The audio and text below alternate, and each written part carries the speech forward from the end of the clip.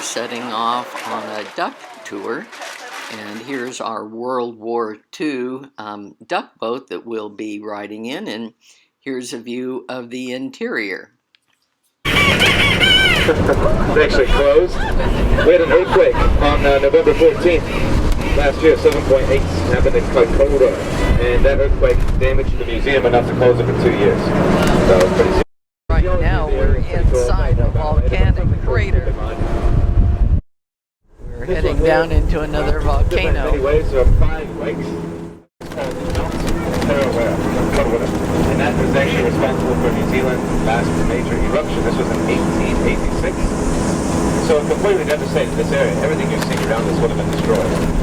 Everything within a 20K radius of the volcano. So we'll be able to see that volcano today and get very close to it and learn quite a bit about it.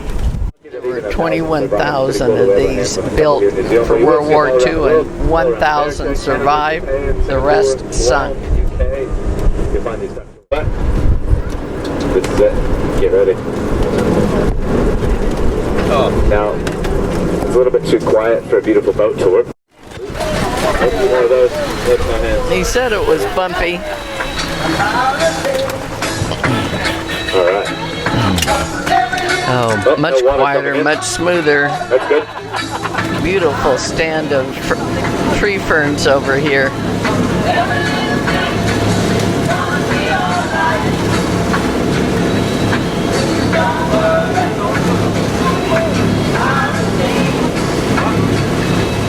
This was a crater of a volcano that erupted in 1886. A glass of water, the water goes up because the ice takes up space. It's called displacement. Same thing happens when thousands of tons of volcanic debris are deposited into a lake. The water goes up. This lake went up by 10 meters in 6 hours. 10 meters. So everything was destroyed. Imagine coming back out here tomorrow and having the water being over the top of these homes. That's basically what happened. I've seen it since New Year's. So, not too bad, really. Plenty of room.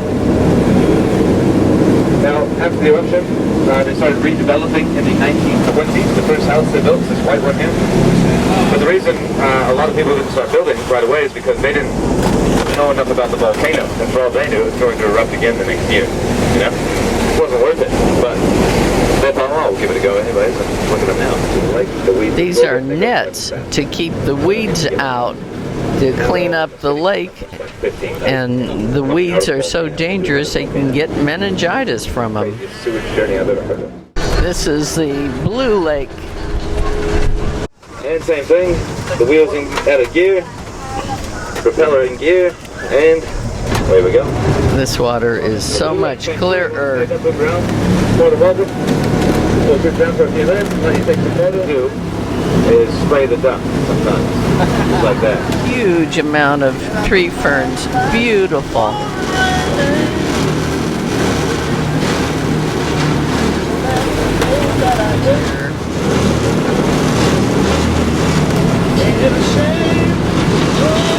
Like nice and clean. And same to you, if you're coming boating in the lake, make sure you're not bringing any weeds. This is blue because of dissolved minerals from the volcano and keeping the weeds out. We are going up, not on the boat ramp, we're going up on the beach. Without leaving as well. Pretty cool. These things were way ahead of their time back in the day. But mainly used to bring supplies to shore, not really troops, because they're very easy targets. So they can carry 2.5 tons of supplies, and they can handle some pretty rough conditions and get up over the coral reef, up to muddy and sandy beaches. So stuff like that, I'm not worried at all, really. It's the Green Lake. The road, sorry. Now we will be coming back up this hill later on, so if you do miss your opportunity now, that's all right. We'll be back before you know it. On the South Island. And the volcano in 1826.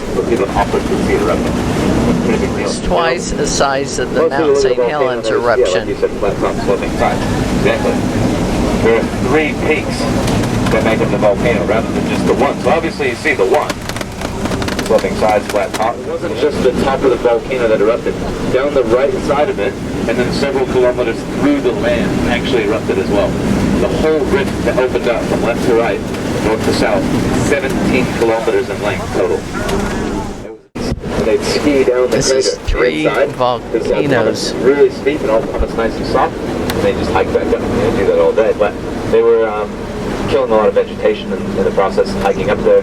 Also, were leaving a lot of rubbish behind, so they closed it down. So now it's privately owned by the local motor. So if you get caught on that volcano, $5,000 fine. Back in the day, it's killed many of the local motors. So it's a big deal. It's very important that it's sort of left alone for the most part. Okay, this is Lake Tarawera. It's a really big lake. We're down here. And over behind there are the volcanoes. And here's the lake. Kids are having fun.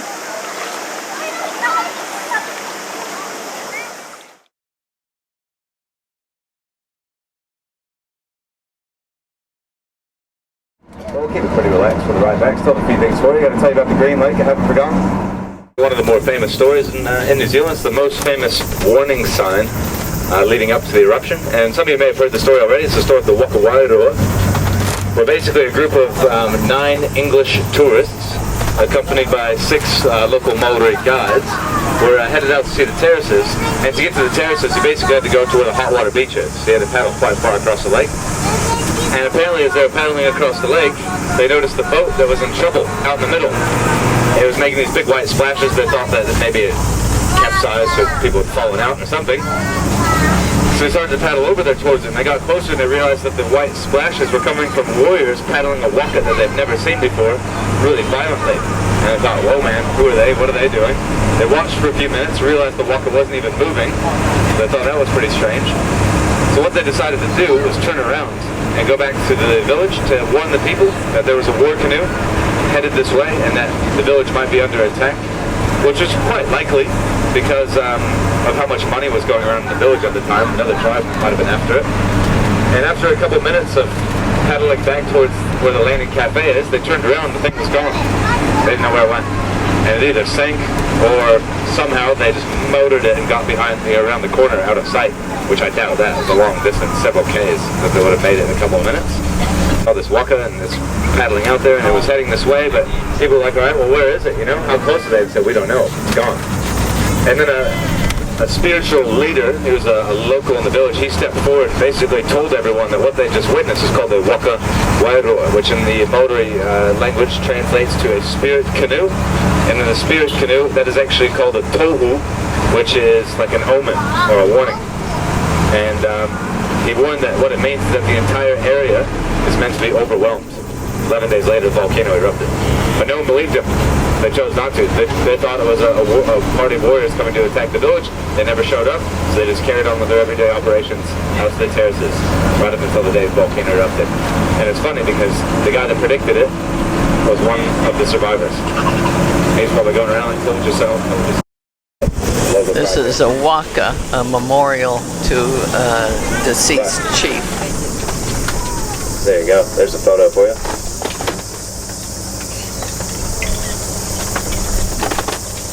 Not bad for a Sunday. Sunday, isn't it?